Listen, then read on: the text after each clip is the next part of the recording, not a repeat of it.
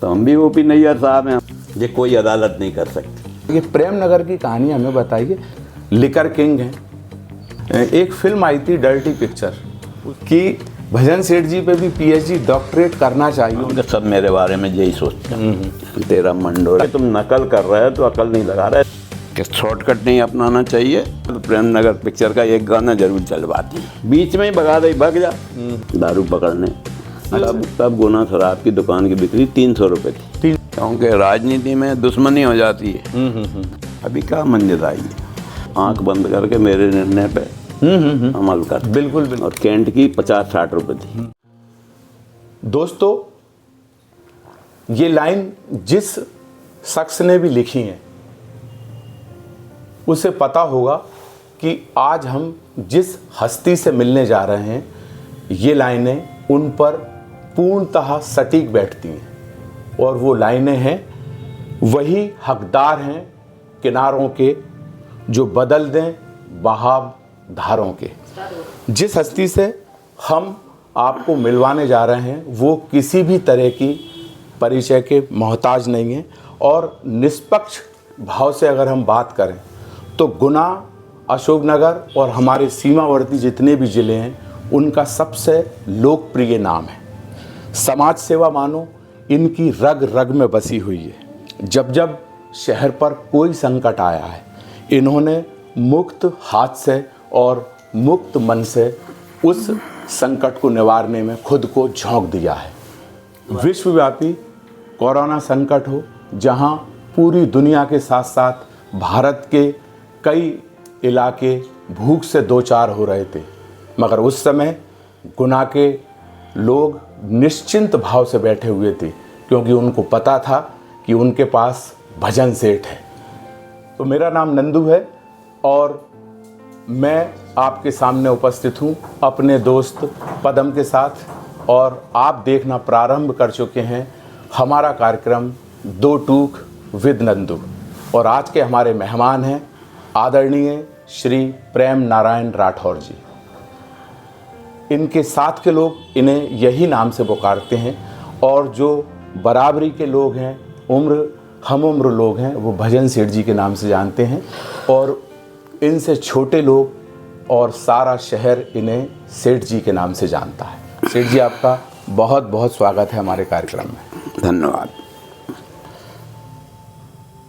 सेठ जी, सबसे पहले मैं आपसे जानना चाहता हूँ कि प्रेम नगर, हम ग्वालियर की तरफ चले जाएं, इंदौर की तरफ चले जाएं या अन्य किसी दिशा में भी चले जाएं, हमको जगह जगह प्रेम नगर लिखा हुआ दिखाई देता है, कहीं खेतों में, सड़क किनारे की ज़मीनों पे, किन्हीं बिल्डिंगों पे। और आपके हर कार्यक्रम में हम देखते हैं कि पीएन ग्रुप लिखा रहता है प्रेम नगर। ये प्रेम नगर की कहानी हमें बताइए। हमें जहाँ तक पता है कि हमारे जो सूत्र हैं उन्होंने, उससे हमें पता चला कि प्रेम नगर एक फिल्म थी राजेश खन्ना और हेमा मालिनी की, उसके राइट्स आपने लिए थे या उसकी वजह से? एक्चुअल बात तो सही यही है कि हमारा सीताराम राठौर डब्बू इंदौर पिक्चर घूमने गया था, तो वहाँ से एक वेस्पा स्कूटर लाया। उसी समय ये पिक्चर रिलीज हुई थी, तो उस पर ऐसे ही लिखवा दिया प्रेम नगर जी। उस दिन तो इसका कोई अर्थ नहीं था, लेकिन आप लोग जब प्रेम नगर पिक्चर देखोगे तो प्रेम नगर का अर्थ पिक्चर में समझ में आएगा। तो वो अच्छा टाइटल है, और मेरा नाम भी प्रेम नारायण राठौर है, तो सबने समझ लिया इसलिए लिखा है। लेकिन उसके पीछे ये कोई आशय नहीं है। लेकिन उसके राइट्स वगैरह खरीदे थे, ऐसी कोई बात? अपन ने तो पिक्चर खरीदी, 1/80 को आरोन में टाकेज चालू करा था, तो प्रेम नगर से ही ओपनिंग करी थी। फिल्म प्रेम नगर से आरोन के टॉकीज की ओपनिंग करी थी। इसके बाद 1 अप्रैल को रावगढ़ में टाकेज चालू करा, उसमें भी प्रेम नगर से करी थी। और आज तक जहाँ हम टाकेज बनाने का सौभाग्य मिलता है तो प्रेम नगर पिक्चर का एक गाना जरूर चलवाती हैं। एक और जानकारी, बहुत सी जानकारी लेना है आज आपसे हमसे। मैं इस पूरे शहर को और जो भी हमारा कार्यक्रम ये देख रहे हैं, मैं उन भजन सेठ जी को उनके सामने लाना चाहता हूं जिनके बारे में ज़्यादातर लोग जानते नहीं हैं, उनकी बातों के बारे में। आपके माता पिता द्वारा दिया हुआ नाम प्रेम नारायण आपको दिए गए, मगर पूरा शहर आपको भजन के नाम से प्रेम नारायण तो राशि का नाम है जी, और भजन नाम घर का है। तो जो घर वालों ने जो नाम दिया है वो माता पिता का दिया हुआ है। और राशि का नाम प्रेम नारायण राठौर है, जो अधिकांश लोग जानते ही नहीं है। ज़्यादातर लोगों के सामने अगर हम प्रेम नारायण जी बोलेंगे तो शायद वो ना जाने, नहीं जाने। मतलब कागज में अकेला प्रेम नारायण नाम है, वैसे भजन ही नाम है। ये है इस नाम की कहानी जो आपने बताया कि माता पिताजी ने प्यार से रख दिया आपको। एक और मैं जानकारी आपसे जानना चाहता हूँ, आपके कई काम हैं, इतने काम। आज मैं दोपहर में जब आपके पास आने से पहले टीवी चैनल पे विवेक ओबेरॉय जी का इंटरव्यू देख रहा था। उन्होंने 7-8 बिजनेस गिनाए अपने, और उन्होंने कहा कि मैं इतने बिजनेस करने से भी थक जाता हूँ। मगर आपके जब मैंने बिजनेस गिने, शायद उनमें से मैं कुछ कम बोल जाऊँ। शिक्षा के क्षेत्र में आप काम करते हैं, लिकर किंग हैं, समाज सेवा आपकी रग रग में बसी हुई है, कॉलोनाइज़र हैं, होटलिंग का व्यवसाय है आपका, सिनेमा क्षेत्र में आप सक्रिय हैं। और एक सबसे बड़ी चीज़ जो मुझे जानकारी लगी कि पिछले 30-40 वर्षों से जो लावारिस सब हैं उनके गंतव्य तक पहुंचाने का काम, या उनकी अंत्येष्टि को पूर्ण उनके समाज की दृष्टि को देखते हुए करवाना आपका परम कार्य है। इतने कामों को आप एक कुर्सी पर बैठ के कर देते हैं, और आपके चेहरे पे साधु संतों जैसा शांत भाव बना रहता है। उसके पीछे की ताकत बताएं। इसके पीछे की ताकत तो ये सारे काम मेरे पिताजी करते थे। तो प्रेरणा सूत्र तो पिताजी हैं जी, और उनके बाद जो मेरे भाई और अब मेरे बच्चे, एक आदमी दुनिया में कुछ नहीं कर सकता। जी जी। तो मेरी टीम अच्छी है। जो मेरी सफलता का राज मेरी टीम है, और ये सब इनके उससे ही हो जाता है। मैं तो सिर्फ आदेश करता हूँ और ये सब रिजल्ट देते हैं। आपने अपने पिता की प्रेरणा से ये सब सीखा, और आपकी प्रेरणा से आपके बच्चे सब कर देते। बिल्कुल ठीक। 40 साल पहले की बात मुझे ध्यान आती है। आपके उम्र के लोगों से मैंने जानकारी जुटाई, उन्होंने कहा कि 35-40 साल पहले आपका नाम लेके बोलते हैं कि एक बिल्कुल कमज़ोर सी जालीदार एक जीप हुआ करती थी।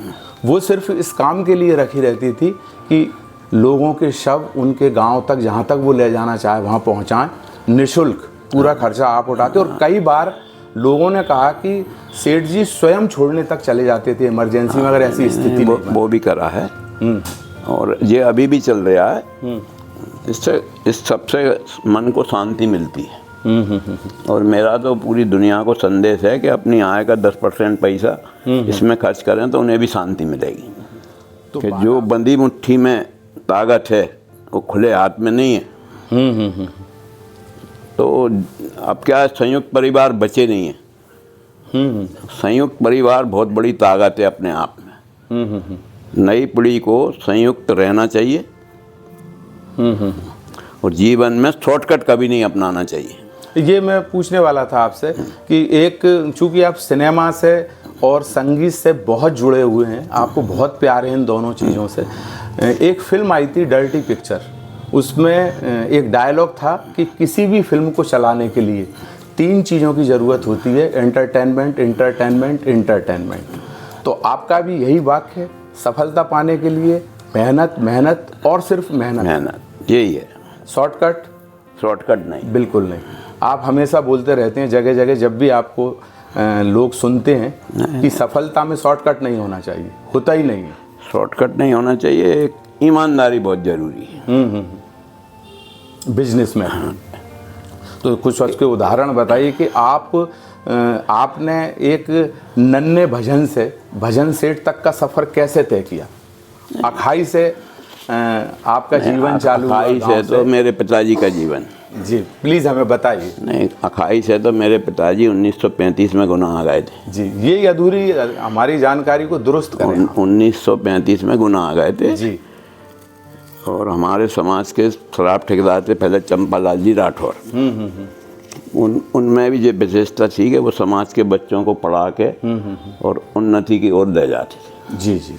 उनने हमारे पिताजी को सब सिखाया, ठेकेदारी सिखाई, शराब का काम सिखाया। और 55-54-53 में मेरे पिताजी उनसे अलग हो गए। फिर अपना शराब का व्यवसाय करा।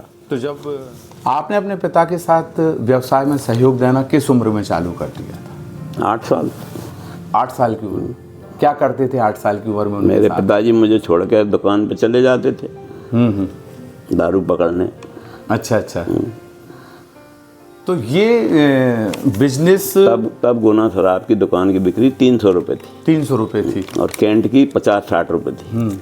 और लोकप्रियता की दृष्टि से देखें तो आपके पिता का नाम भी उस समय रामू ठेकेदार हुआ करता था। तो आपने इस धंधे को एकदम ब्रांड कैसे बनाया? जो आजकल हम देख रहे हैं कि पुष्पा फिल्म चल रही है, पुष्पा 2, और उसमें अभी मैंने एक पोस्ट पढ़ी कि धंधा ऐसा करो कि उसमें बिक्री की मत सोचो, अपने धंधे को ब्रांड बनाने की सोचो। तो आपने इस धंधे को ब्रांड कैसे बनाया? इस धंधे को ब्रांड, पीछे की मेहनत, इस धंधे को ब्रांड बनाने में तो सबसे ज़्यादा रोल ईमानदारी का है। ईमानदारी। अपनी पूरी लाइफ में हमने किसी के साथ कोई बेईमानी नहीं करी। और आप किसी का बुरा नहीं सोचोगे तो आपका बुरा नहीं होगा।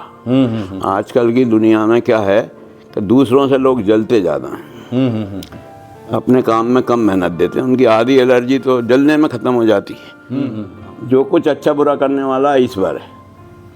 आदमी किसी का कुछ नहीं कर सकता। और स्वाभाविक है ईर्ष्या करना। बिल्कुल। वो भी नेचुरल है, इसलिए कोई को दोष भी नहीं देते अपन। और पूरी दुनिया में ऊना जिले से अच्छा कोई जिला नहीं है। यहाँ के लोग बहुत सज्जन हैं, बहुत अच्छे हैं, बहुत भाईचारा है।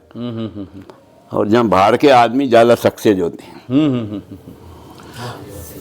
मुझे सेठ जी जान पड़ता है, मेरी याददाश्त जितना मुझसे बोल रही है, कैंट में रेलवे क्रॉसिंग के पास आज से 15-20 साल पहले एक बालाजी बस की दुर्घटना हुई थी। उसमें लगभग 17-18 लोग काल कलवित हो गए थे।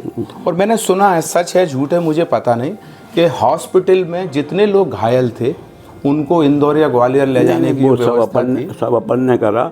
ऐसे ही 18-20 आदमी म्यानाम मरे थे। नहीं, आप मेरी बात पूरी मुझे अच्छा लगेगा कहने में कि आप गेट पे खड़े हुए थे अस्पताल के और जो भी जा रहे थे उनके हाथों में पैसे थमा रहे थे। तो कोरोना काल में 1,500-2,000 पैकेट से बढ़ते बढ़ते एक समय ये आ गया था कि भजन सेठ जी के द्वारा शहर में एक चर्चा थी कि कम से कम 10-10 हज़ार पैकेट रोज सेठ जी बंटवा रहे हैं। 25,000 तक बटे। 25,000 तक। हमारी ये जानकारी सब धीरे धीरे हमारी जानकारी आपके बारे में गलत होती जा रही है। अपन बदरबाद खाना बेचते थे, शिवपुरी खाना बेचते थे, ब्यावरा खाना बेचते थे, आरोन खाना बेचते। हम सिर्फ मान के चल रहे थे कि गुना अशोकनगर बेचते।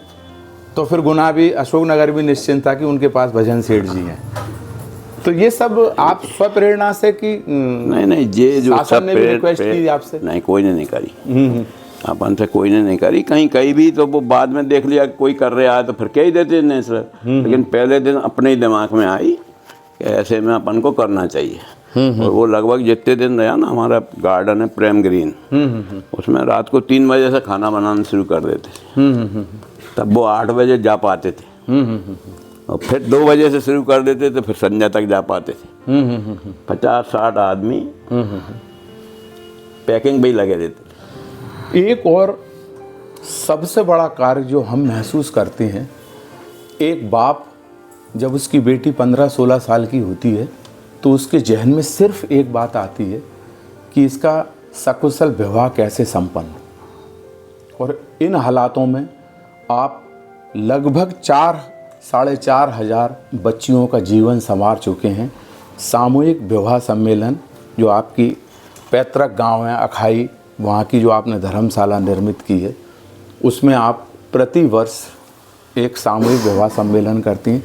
इसकी प्रेरणा आपको कहाँ से मिली और इसको कैसे आप संचालित करते हो, क्रियान्वयन करते हो, जरा इसके बारे में बताओ। नंदू जी, वहाँ हमारे छलाई गांव में देवता हैं।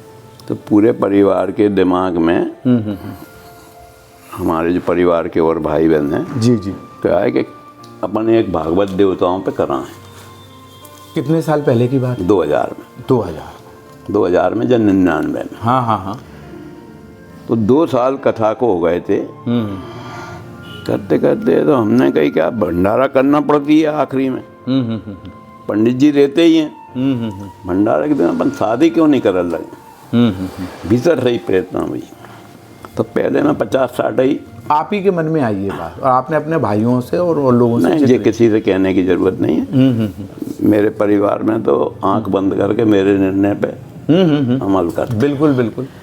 तो हमने और सही 1-2-4 लाख रुपये खर्चा। तो पहले साल 50-60, फिर 200, 450 शादी तक एक दिन में करी है अपन ने। इन सब में वो जो गांव के लोग हैं, यादव हैं, रघुवंशी हैं और दूसरे समाज के हैं, उनका बहुत बड़ा योगदान है हमको। पूरा गांव सम्मेलन के दिन तन मन से लग जाते हैं। सब अपने अपने बोर खोल देते हैं। बेलने वाले कम पड़ जाएं तो आदमी बेलने लगते हैं और सबसे आखिरी में भोजन करते हैं। कार सेवा में लग जाते हैं। अगर यही कोई उपद्रवी होता और किसी भी सम्मेलन में बखेड़ा खड़ा कर देता तो हम फेल हो जाते। तो हमको गांव वाले बहुत साथ देते और हमारा कुटुंब भी जिससे जो बनता है वो करता है। सारे जैसे हमारे पिताजी 3 भाई 3 बहनें थे, तो हम घर के ही सो हैं। तो सोई आदमी माँ पूरी निष्ठा से लगे रहते हैं और इससे पूरे परिवार को खुशी मिलती है कि नहीं, लेकिन अपने को खुशी मिलती है करने से। तो कर रहे हो जब तक ईश्वर कराएगा। ये करने वाले हम नहीं है किसी भी कार्य के, ऊपर वाला है, सब उसकी मर्जी से हो रहा। रिश्तों के दरिद्रता के इस भीषण दौर में भजन सेठ जी के बारे में आए दिन एक जानकारियां मिलती रहती हैं कि सेठ जी ने वहाँ ये कर दिया अपने परिवारजन के लिए, वहाँ ये कर दिया, उसकी शादी में जा रहे हैं वहाँ ये व्यवस्था कर दी।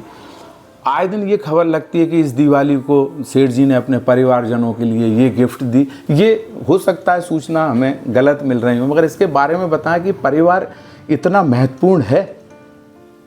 हम आपके माध्यम से ये लोगों को बताना चाहते हैं कि परिवार परिवार होता है और परिवार से बड़ी ताकत कोई सी ताकत नहीं होती। नहीं, वो नंदू जी, परिवार तो जरूरी महत्वपूर्ण है।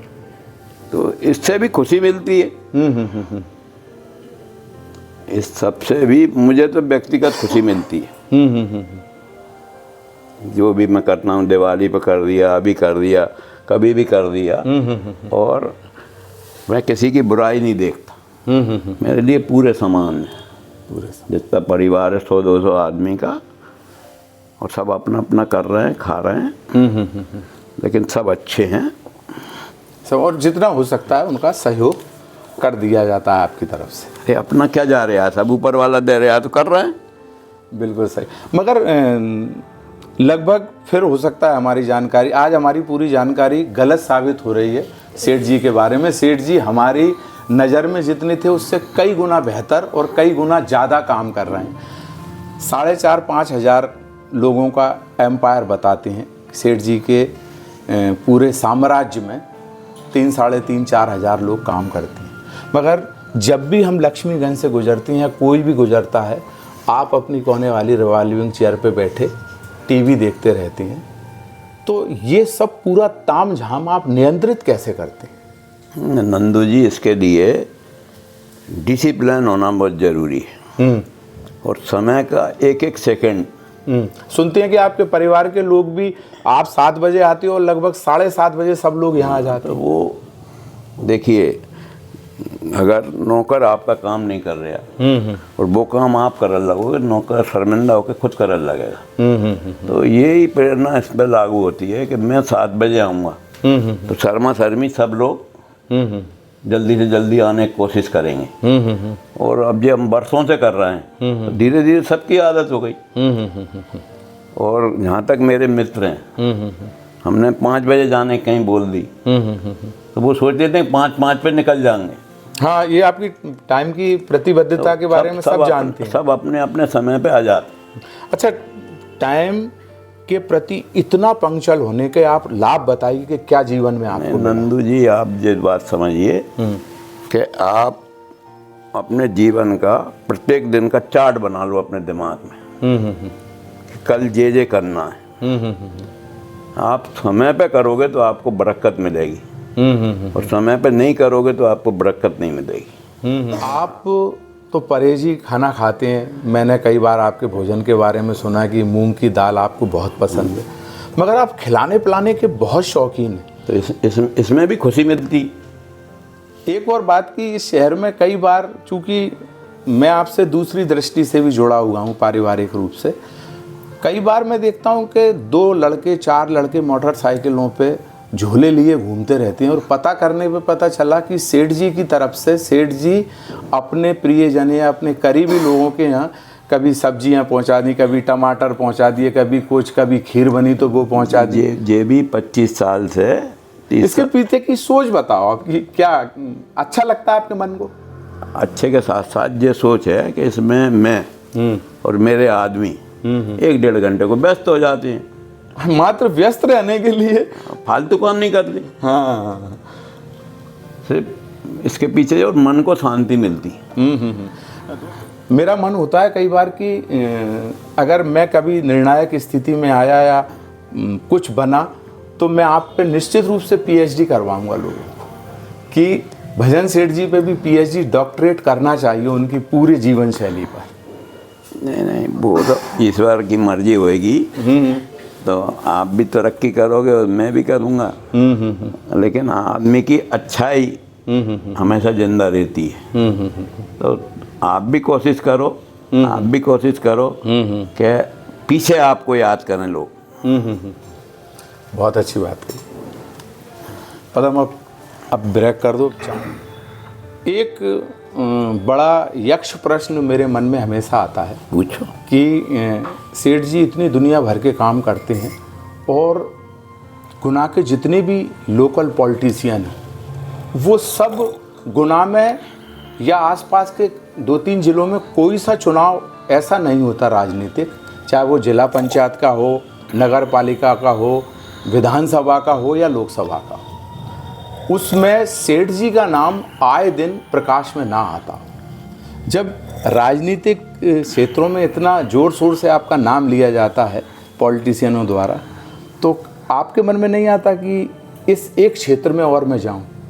इतने क्षेत्रों में आप काम कर रहे हैं, या आपके बेटे या आपके नाती पोते जाएं? व्यापारी को जी राजनीति नहीं करना चाहिए। मतलब ये व्यापार की सूत्र है। दृष्टि से, हाँ, क्योंकि राजनीति में दुश्मनी हो जाती है तो व्यापार को नुकसान पहुंचता है। इसलिए व्यापारी को राजनीति से दूर रहना चाहिए, सब्रे राजनेताओं के संपर्क में रहना चाहिए, उनकी कोई बुराई नहीं करे। तो व्यापारी है और सभी अच्छे हैं, गुनाह में तो नेता भी सब अच्छे हैं। तो कई बार राजनीतिकों से संबंध इतने बड़े एम्पायर को चलाने के लिए रखना ही पड़ते हैं। कई बार परेशानी नहीं होती इन चीज़ों से कि किसी एक से हम बेहतर तरीके से जुड़े? नहीं, ये आपकी क्वालिटी, आप किसी एक से क्यों जुड़ते हो? सभी से जुड़ो ना, सभी से जुड़े, किसी एक से मत जुड़ो, नहीं नुकसान होगा। बाहर तो महसूस ही नहीं होना चाहिए हम किसके खास हैं। हम तो आम हैं। हम तो आम हैं, खास तो श्रीमान नहीं है। बिल्कुल सही बोला आपने। जब हम आपके पास इंटरव्यू लेने के लिए आ रहे थे, आपसे बातचीत करने के लिए आ रहे थे, तो मैंने रास्ते में आपके पोते मिले मुझे अभी, और भी आपके उनसे बड़े पोते भी मिले, तो अभी से मेरी थोड़ी बातचीत हुई। तो मैंने कहा तुम अपने दादाजी के बारे में कोई एक ऐसी बात बताओ जो किसी को नहीं मालूम। तो वो उसने अपनी बाल सुलभ भाषा में ये बोल दिया कि मुझे ज़्यादा तो कुछ नहीं मालूम, बाद बाकी मुझे इतना मालूम है कि मेरे दादाजी दुनिया के सबसे अच्छे दादाजी। तो क्या आप ऐसे हैं और बाकी सब आपके परिवारजन वाले भी आपके बारे में यही राय रखते हैं? अब सबकी राय तो मुझे मालूम नहीं है। अभी की पता चल गई है। अभी की पता चल गई पहली बार। हाँ, कि उसके विचार अच्छे हैं। लेकिन मेरे जितने पोते नाती हैं जी, क्योंकि मैं सबके साथ समान हूँ। तो मैं अपने भरोसे से कह सकता हूँ कि सब मेरे बारे में यही सोचते हैं। अच्छा, एक और बात मेरे जहन में हमेशा आती है कि बच्चे तो छोड़ो, आपके जो नाती पोते हैं वो कॉलेजों में भी पढ़ रहे हैं, स्कूलों में भी पढ़ रहे हैं, मगर इतनी बड़ी छतरी के नीचे रहने वाला आदमी कोई किसी प्रकार के ऐसे गलत कामों में नहीं देखा कि कभी कॉलेज में खड़े हैं, कॉलेज की राजनीति में हिस्सा ले रहे हैं, लड़ झगड़ रहे हैं, जबकि उनके पास पूरी ताकत है। नहीं, अब इसमें उसके बावजूद भी वो नंदू जी, मेरा ये कहना है कि सारी प्रेरणा हर एक आदमी को अपने घर से मिलती है जी। जैसे हमारे पिताजी थे वैसे हम हुए, जैसे हम हैं वैसे हमारे बच्चे हुए। हम नेता होते तो ये भी नेता हो जाते। बिल्कुल। तो क्या ये सही बात है कि जब सेठ जी, भजन सेठ जी 9 बजे अपने घर पहुंच जाती हैं, 8:30-9 बजे, उसके बाद वो अपने पूरे परिवार के लोगों को फ़ोन करते हैं कि सब घर पहुंच गए कि नहीं? ये पहले करते थे, अभी भी अपने घर में तो करते ही हैं। और बिफोर 10 बजे पूरे परिवार आ जाता है। 10 बजे लास्ट आ जाते, वो है, आ जाते सब घर पे आ जाते हैं। उसके बाद फिर आप फिर सोने की प्रक्रिया अपनी है जो भी। मैं तो 8:30 बजे जाता हूँ जी। और बिफोर 9 बजे सो जाता हूँ। मगर आपने ये नियम बना रखा। हाँ, ये नियम देखते देखते हो गया सबका। उसके पीछे क्या, हमारा एक भाई, एक पुलिस से मैंने सीखा कि लोकेशन होना चाहिए परिवार की, बहुत अच्छी। मैन आदमी पे, कि मेरा बच्चा अभी कहाँ है। घर के एसपी पे ये लोकेशन होना चाहिए कि सब थानेदार और दीवान कहाँ कहाँ घूम रहे हैं। उससे अच्छा रहता है। 1984 में हमारे कुछ दोस्त और शराब ठेकेदार आए थे, जब ये होटल नहीं बनी थी। तो मैं उनको 1-1.5 घंटा भोजन कराने में व्यस्त हो गया। तो मेरा सबसे छोटा भाई था महेश, तो उसकी खोज नहीं कर पाया, सिर्फ 2 घंटा। कुत्ते में एक्सीडेंट हो गया, वो ख़त्म हो गया। बड़ा दुखद हुआ। इसका मतलब है कि रात में ही नहीं, 10 बजे तक ही नहीं, दिन भर की गतिविधियों में आपके परिवारजन आपकी निगरानी में रहते हैं कि इस समय मेरा नाती या बेटा कहाँ होगा। ये बात ये आपने बोली कि एक एसपी की तरह पूरे व्यक्तियों की लोकेशन रहना चाहिए अपने परिवार की अपने पास। उसमें कोई बुराई नहीं है। जैसे जैसे मैं बड़ा हो रहा था, तो ये प्रेरणा तो मेरे को पहले दिन से रही कि मैं किसी टाकीज में घर से कह के जाता था पिक्चर की, कि मैं आज दुर्गा टाकीज में जा रहा हूँ। वायदे पे दुर्गा टाकीज में पिक्चर नहीं देखी तो मैं वहाँ से खबर करता था कि अब मैं गणेश में जा रहा हूँ। बहुत अच्छी बात है, जो आजकल परिवारों में देखने को कम मिलती है। अब आजकल तो ज़्यादा परिवार नो न्यूज़ गुड न्यूज़ में रहता है कि हमने फ़ोन नहीं करा तो समझ लेंगे कि अच्छे हैं, हम अच्छे हैं, हम बड़े हो गए हैं, हम बड़े हो गए हैं कि ज़रूरी थोड़ी है बात बात पे फ़ोन करें हम। मगर कि फ़ोन इतनी सस्ती चीज़ हो गई है। क्या लगता है 1 सेकंड में कह दो कि हम ठीक हैं। चलते चलते अंतिम प्रश्न कर रहा हूँ, क्या एक नन्हे भजन को ये मालूम था कि वो एक दिन भजन सेठ बनेगा? नहीं, ये बात तो किसी को मालूम नहीं रहती। नहीं, आप अपने कार्य कर रहे थे ईमानदारी से, उस समय लगा था कि मुझे इतनी ऊपर पहुंचना है इस धंधे में। ये हमने कभी नहीं सोचा कि हम कहाँ पहुँचेंगे। हमने तो कर्म करा है। मतलब अभी और ऊपर जाना है। अभी क्या मंजिल आई है। बहुत ये इतना सकारात्मक सोच होना कि अभी मंजिल कहाँ आई। लगभग एक बात और सेठ जी, आप समय समय पर बड़े बड़े आयोजनों के बीच में संगीत के आयोजन भी करवाते रहते हैं, मगर ज़्यादातर बार हमें दूसरे दिन ये खबर मिलती है कि सेठ जी जो ऑर्केस्ट्रा आई थी उससे संतुष्ट नहीं। आप संगीत में क्या चाहते हो, कौन सी चीज़ें आपको पसंद है? नहीं, संगीत में देखो, मैं बचपन में नागिन पिक्चर का गाना बहुत गाता था। तेरा मंडोले तंडोले तेरा मंडोले। तो मेरे को पिक्चर देख, भारत भूषण वाली नागिन, भारत भूषण वैजयंती। तो उसके वजह से टाकीज बगल में था, दुर्गा टाकीज। पिक्चर देखने का शौक शुरू से रहा। फिर टाकीज बनाने का शौक लग गया। फिर एक समय लगभग पूरे मध्य प्रदेश में बताती हैं सबसे ज़्यादा टॉकीज सेठ जी के पास थे? नहीं, 12 टाकीज थे। 12 टाकीज थे। अभी भी हैं। अभी तो बंद पड़े हैं तो फिल्में क्या, नहीं चल रही हैं। हाँ, बंद पड़े हैं तो क्या। तो पिक्चर देखते देखते जो संगीत में रुचि हो गई। पहले भजन भजन सुनने की थी, डोल 11 पे अच्छी भजन मंडली घूमती थी गुना में, तो भजन सुनते थे। तभी उसमें नई दिल्ली पिक्चर का गाना अच्छा लगता था हमको, कन्हैया तोरी मुरली बैरन भाई। फिर हमारे फेवरेट संगीतकार रहे ओपी नैयर साहब। ओपी नैयर साहब, तो उनके गाने पसंद हैं। उनके आशा भोसले, गीता दत्त, शमशाद बेगम। उन्होंने लता जी से कोई गाना नहीं गवाया आज तक? नहीं गवाया। वो तो उस्ताद ने कह दी थी, सागर के जहाँ थोड़ी जाऊँगा। हाँ हाँ हाँ हाँ। तो वो संगीत की रुचि तो ऐसे धीरे धीरे हुई, और अपन उसमें ज़्यादा कुछ सुर ताल में नहीं समझते। लेकिन सुनते सुनते ऑर्केस्ट्रा का ये हो गया कि तुम नकल कर रहे हो तो अकल नहीं लगा रहा, इसलिए वो बुरी लगती है ऑर्केस्ट्रा। बुरी लगती है ऑर्केस्ट्रा। जैसे लय आना चाहिए। तो लय में तुम्हारा जो केसियो वाला है ना, तुम्हारी लय को साधेंगे संगीतकार। तो ये नागिन का और नई दिल्ली, या एक दिन मैं देख रहा था आप यहूदी फिल्म का एक गाना सुन रहे थे, मेरी जान तो मेरी जान। इस दौर के गाने सुनाने वाली ऑर्केस्ट्रा अगर आपको मिल गई तो आप लक्ष्मीगंज में वो आयोजन कराएंगे? मैंने तो भगाई। नहीं, मैंने वो ऑर्केस्ट्रा अच्छी बम्बई से बुलाई थी नितिन की शादी में, 2 लाख की, मैंने भगाई। बीच में ही भगा दी, भग जा। और मोहम्मद अजी बुला के टेम्परेरी गाने सुन के काम चला। अच्छा, आप इतने स्पष्ट हो, स्पष्टवादिता के नुकसान और फायदे बताओ। नहीं, नुकसान तो कुछ नहीं है। आपको थोड़ी देर लगता है कि आपको नुकसान हुआ, लेकिन उससे फायदे ही फायदे हैं। इस वक्त बात है भाई, हम आपकी कोई गलत बात है तो हम कह दें तो क्या बुराई है। हम 5 मिनट बाद याद ही नहीं रखते कि हमने क्या कही। हम तो जो है 1 सेकंड में और कह के ख़त्म।